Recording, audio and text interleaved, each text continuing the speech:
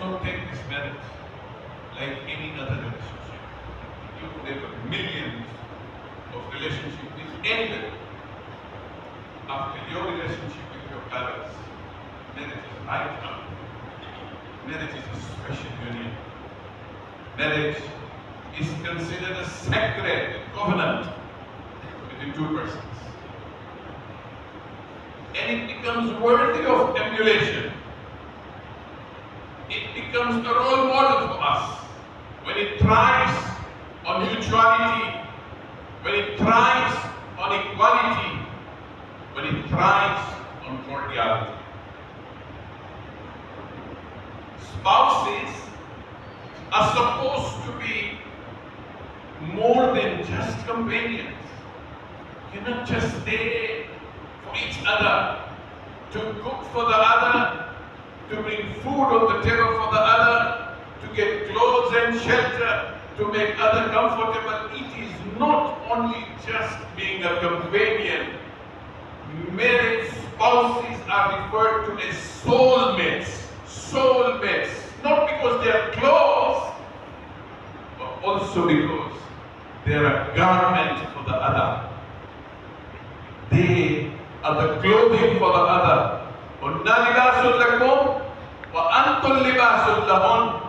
You are more than a companion.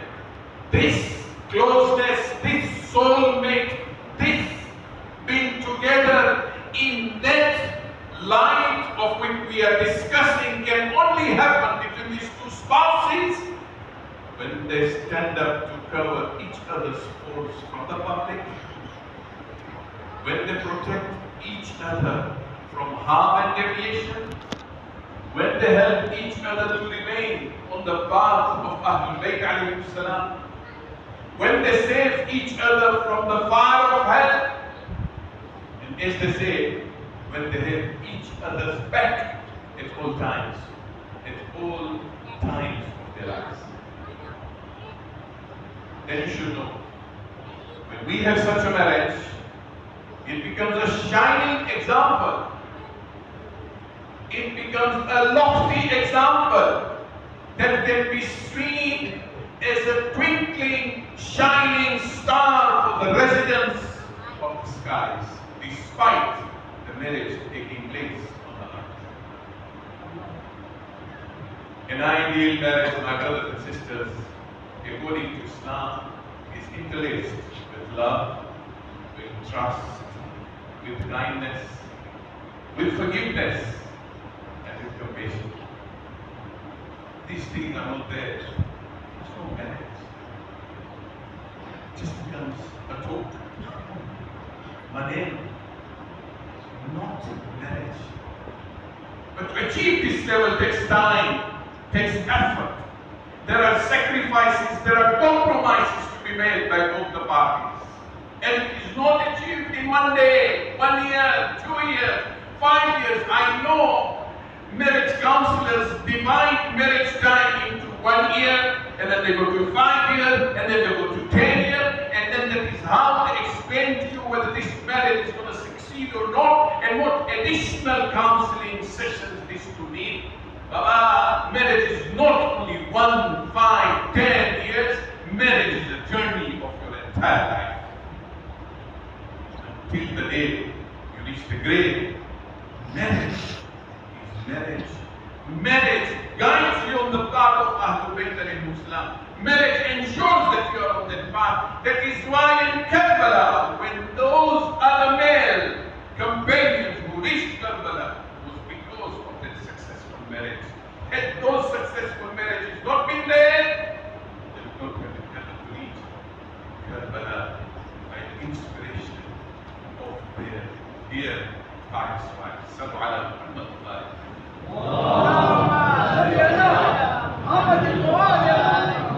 Key to achieving such a marriage is hinged on several things. We pick on two. These two important things are crucial for every marriage to thrive on this path. First, mutual respect. Where is respect only? You don't respect Who will respect you? If you I'm telling you, I would rather not eat. But please, don't disrespect. Don't give me food. Give me respect. We are violent. I am not. That's a big fault in our body. We need respect, all of us. It is one of the most important ingredients that makes up the foundation of a successful marriage. Mutual respect is not only a sign of love and affection, but also reflects trust, compassion, and understanding. One can't love. One can't say that he or she loves the beloved. That's a lie. You love your beloved and you do not respect your beloved. It's utter lies. You love. You still disrespect. Remember the heavy burden of tabligh and prophethood on the shoulders of the Holy Prophet Muhammad Mustafa sallallahu alayhi wa sallam. His burden was heavy, but it was made lighter, much lighter by who? By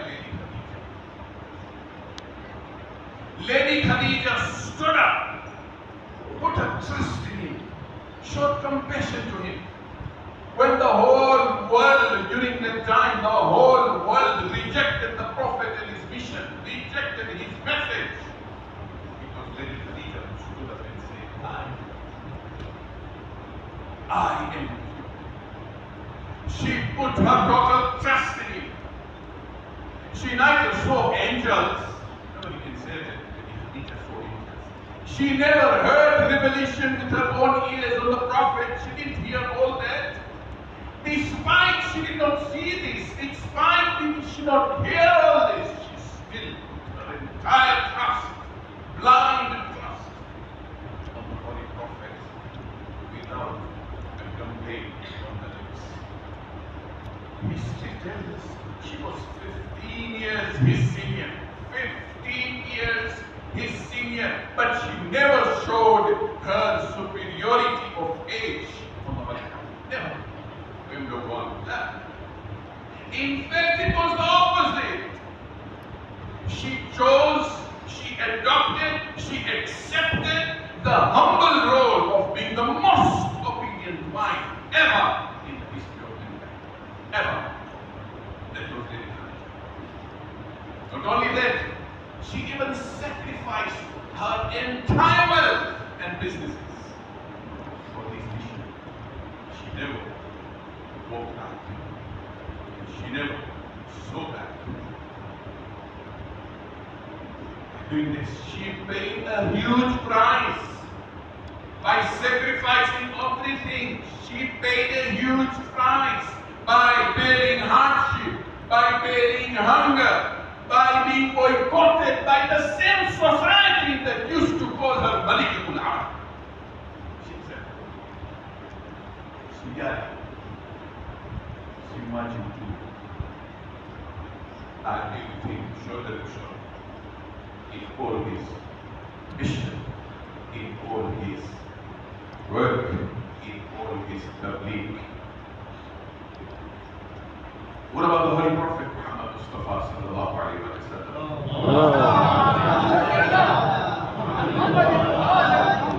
He was nothing but a gentle soul. That's how the Quran describes it, a gentle soul. A soul that expressed utmost humility, utmost humility. Despite his extraordinary faith in his mission, despite all that knowledge of the unseen that he had, despite his vast knowledge, the ocean's cup filled, that cup that he had of knowledge, the treasure that he had of knowledge, despite all that, he was so humble to Khadija. These couple regarded each other's feelings, they respected each other's opinions, ideas, needs, wants, feelings. That's the story. True love. Good true love.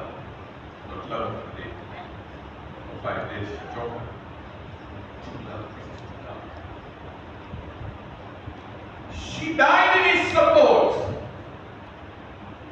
She died in support of his mission. And he lived a life of tears whenever the name of Khadija came. Despite him marrying again, he never forgot Khadija. He was always in tears. Maybe Aisha always wishes when we mention Khadija or the Prophet who means the name, he can meet the effect of his marriage in each other's hearts. So there we go. It's simple and straight. We all need respect. When mutual respect doesn't exist, marriage doesn't exist. That's halal. That's a life of convenience, probably under one roof. It's not marriage. Spouses can bear anything. Anything you put on the table, spouses can bear and tolerate. What spouses can't bear is disrespect, disregard. Treat your spouse the way you want to be treated. Show love, expect love. Show compassion, expect compassion. Show respect, expect respect. It doesn't require rocket science to understand this simple formula. In this day and age, time is very short for each other. We're all busy in our lives. But the time that we have for each other, the time we have for the spouse, use it wisely. Sallu ala Muhammad.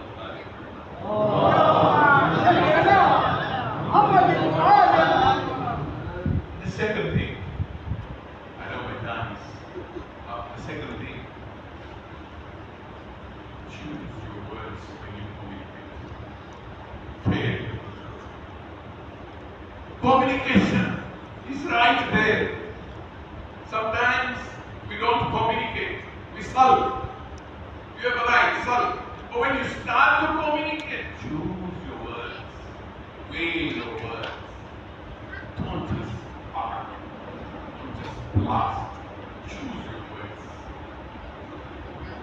We cannot overemphasize this word. Take care of your tongue. These are the words that we've been told by our elders, our parents, our teachers, our mu'allims, our imams. Everybody who is an elder to us has always told us, Manan, choose. Take care. There are a number of marriages, unfortunately, that fail. Despite spouses being compatible, yes, they're compatible. Despite the spouses loving each other, but why have they failed? They didn't use the tongue properly. They did not communicate properly. They were scared of the other's tongue, so they kept quiet. Communication zero. You live. Imperfasi, Allah. His or her words can cut you into pieces. Now, when somebody's words cuts you into pieces, how do you expect me to love them? How? Really? Impossible. They're living in the same house. You could be right 1,000,000 times, but the wrong choice of your words will make everything go wrong. 1,000,000 times you could be right. Either. Unfortunately, today, swearing, abusing, sarcasm, taunting are on the rise. We've learned all things from this social media from the West. They know how to taunt, they are sarcastic, they don't show what is in their hearts. They must say, oh, thank you so much. Allah, Ali. Udani, Nabisu. How can one expect to be loved to my heart and respected? The tongue is sharper than the sword. The Holy Quran instructs us to use قولا لينا, قولا معروفا.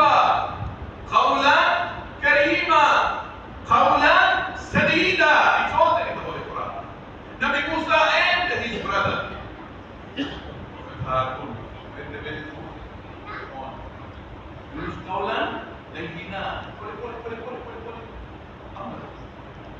Kaulan Karima, when you meet your elders, when you are with your parents, Kaulan Karima. But this is not only for that, Islam is for every aspect. When you are with your wife,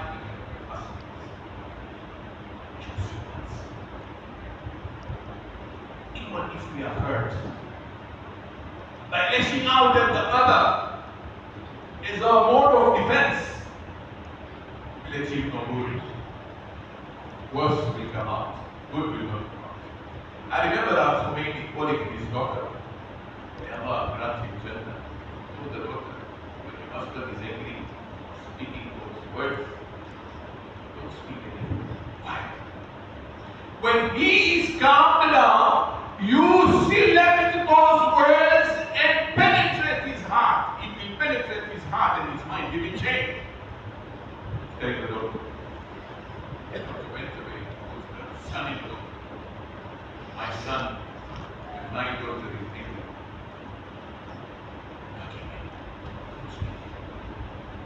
She has calmed down.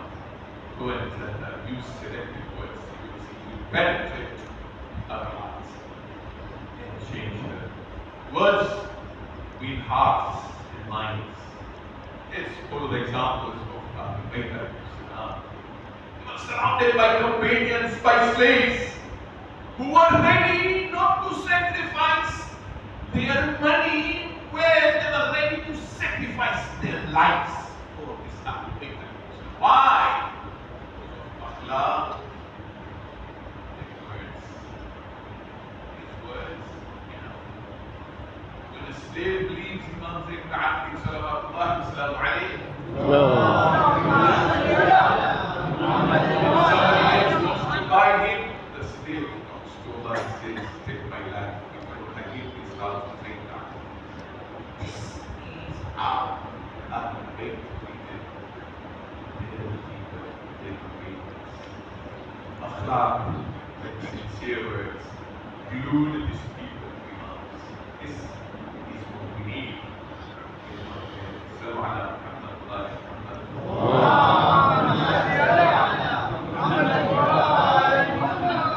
There is best discussion. But we have this Shabbat Shadi, the start of these events of marriage. We have small matters that you can get. We remember the Musibah of Abdullah himself. These same couples, they reached Karbala. How did they reach? One or two examples.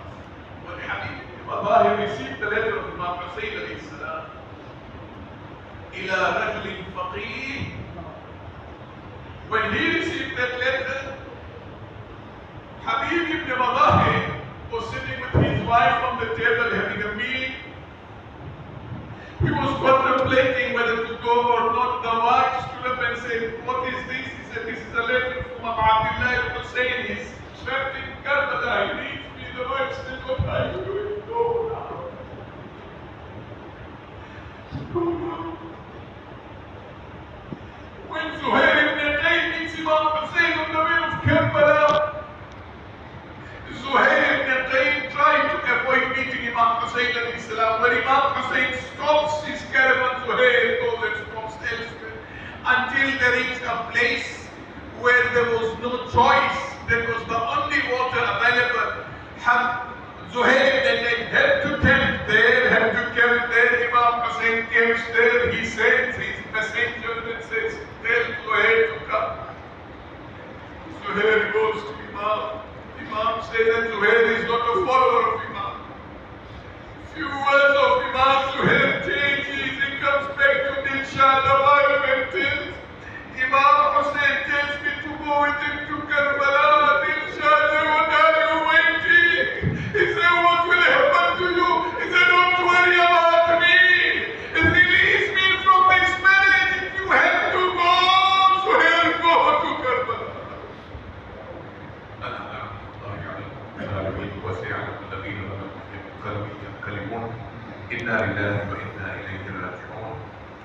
Let us all remember the name of both the families, the Jammu family, the Nazrali family, especially Abbas Nazrali, a friend or brother, used to come here and hang, just really not see him, but his daughter is getting married, inshallah. May Allah subhanahu wa ta'ala grant us Jannah, inshallah. And may Allah subhanahu wa ta'ala make this marriage long-lasting, happy on the part of the Prophet Islam. May Allah subhanahu wa ta'ala grant his maximum rahmah, inshallah, his blessings on his marriage, inshallah. And we want to see them ever happy whenever we meet. With all those du'as in our hearts, let us all recite from Surah Al-Fatiha.